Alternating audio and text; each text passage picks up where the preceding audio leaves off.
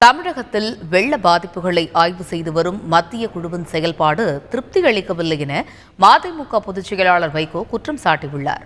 மதுரை செல்வதற்காக சென்னை விமான நிலையத்திற்கு வந்த வைகோ செய்தியாளர்களை சந்தித்தார். அப்போது பேசிய அவர், வெள்ள பாதிப்புகளை பார்வையிடும் மத்திய குழு முழுமையான ஆய்வை மேற்கொள்ளவில்லை என குற்றம் சாட்டினார். இங்கொன்றும் அங்கொன்றுமாய் ஆய்வை மேற்கொண்டு வருகிறது என்ற அவர், அனைத்து இடங்களுக்கும் சென்று முறையாக ஆய்வை மேற்கொள்ள வேண்டியது மத்திய குழுவின் கடமை என்றார்.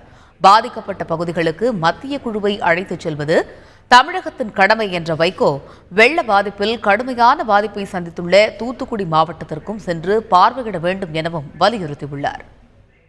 நேரடியாக அங்கே பகுதிகளுக்கு உள்ளே சென்று பார்க்காமல் மேலோட்டமாக தமிழக அதிகாரிகள் அழைத்து செல்கின்ற இடங்களை மட்டும் பார்த்துவிட்டு செல்வதால் இந்த வருத்தமும் ஏமாற்றமும் மக்களிடம் ஏற்பட்டிருக்கிறது.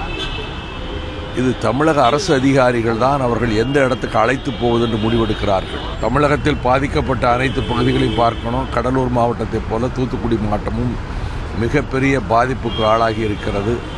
ஆகவே அங்கும் சென்று அவர்கள் பார்வையிட வேண்டும் என்பதுதான் எனது கோரிக்கை.